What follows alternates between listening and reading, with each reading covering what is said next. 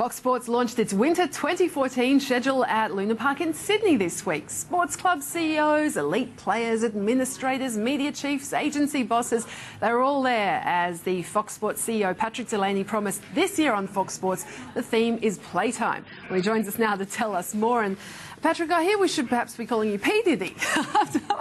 Yeah, I don't know what Matty Johns was on last night, but apparently that's what they call me. Yeah. So well, maybe I'm rapping a bit too much, or the bling.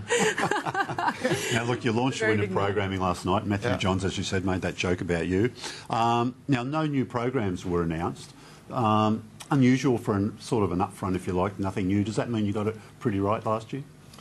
Well, yeah. We launched a huge... We've launched a lot of shows in the last 2 years. In Melbourne, with the Fox Footy channel, a huge swathe. And last year with Fox Sports 1, we launched a whole lot. I think we, during the year, got to know what works best on the shows and how we can improve them. And this year is really about that. So, for example, in the Matty Johns show, which is the highest rating show on subscription TV of all shows over the 30 weeks, we discovered that a live audience works very well. We wanted to see how we could bring more comedy and humour, because it's our show that's meant to be for review and more general. So we've hired some comedy producers, and Fletch and Hindmarsh, they do the straight stuff well, but we discovered they have personality. So they'll be doing some stuff, and we showed an amazing sketch they did on the Rugby League World Cup, Australia's Titanic battle against Russia, where it was only, what was it, 110-0. But they did a great sketch on that. And it's a little bit more sophisticated humour. You won't be seeing men dressing up in dresses with cream pies, but it's the type of stuff that me, who I think is a mug punter fan, not a mad fanatic, that it makes it special. So that's good. That NRL 360 show that we launched last year, again, the castings are just starting to sort of bed in, with the voice of reason on the one hand and the voice of the fans with Kent. And that show did an average rating of 60,000, which is great for a cable show, but it peaked up to nearly 100,000. So we know that as we've developed out the networks, appointment viewing, there are golden rules in TV, and one of them is setting up appointments. And on both of those premium networks, Fox Sports 1 and Fox Footy, we've got that.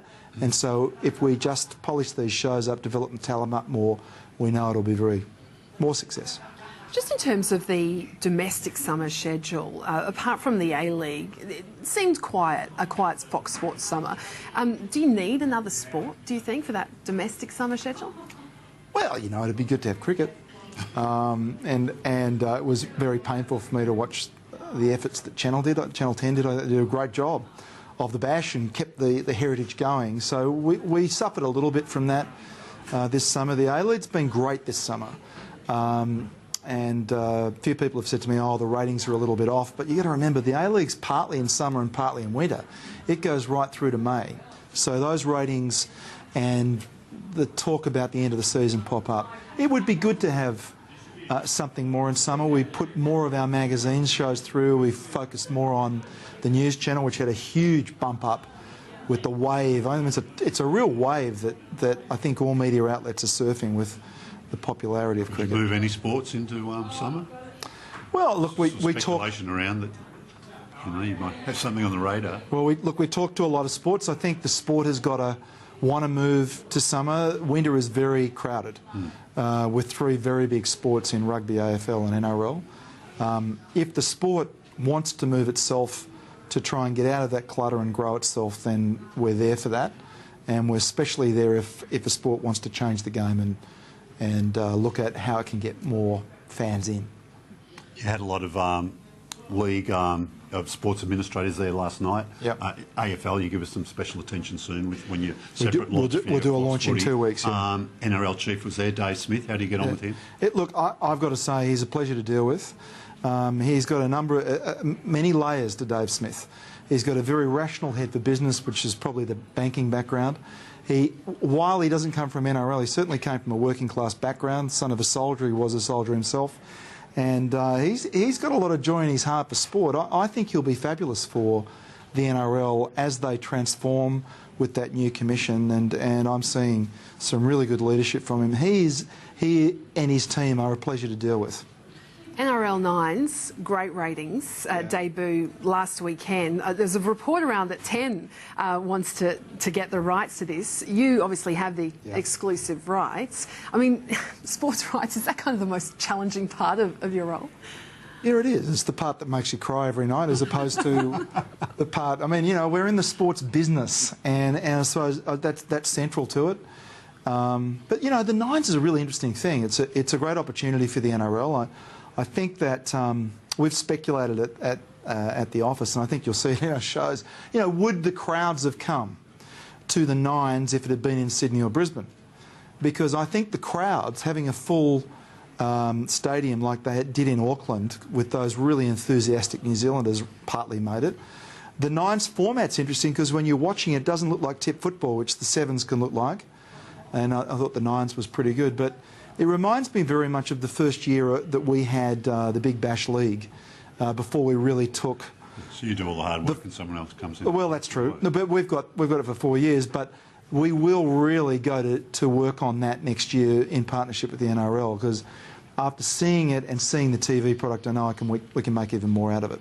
Foxtel subscription were up in last half of 2013. A lot of that seems to have been the low-cost subscription. Do any low-cost subscribers get Fox Sports? What do you offer for people who just want to get in there and that sample the offering? Look, it's forced us in the subscription world to start thinking about it. Richard and his team will be offering more lower-cost packages. By definition, maybe they don't have sports in them. This is the way the rest of the world offers subscription TV. So we've been putting a big emphasis on marketing to subscribers when they come in to take up sport, and you'll see us developing the news channel for that reason. It really is the entry point. The news channel and all. Yeah, because the news channel's in basic. Okay. Yeah. And we are putting a lot of effort into that now. You'll see that news channel start to pick up. Watch the little battleship come at Sky News, but it's looking better on air. The journos, you're out of time now. Stay out of sport. But we really, I think it's really important for subscription TV for that little sports channel to be not only spruiking what we have in premium sport, but entertaining people in sport. And of course, there are things that we don't own in rights, like the World Cup coming up. We're putting a huge team on the ground in Rio. It's an area, cricket, we don't own anymore, but we're able to talk it up. And I think it's good for all media outlets to have news outlets that do that. Patrick, it's always great to talk to you. Thank you so much. Fox Sports CEO Patrick Delaney there. Coming up on Media Week, we'll have a look at the latest circulation data for newspapers. Details next.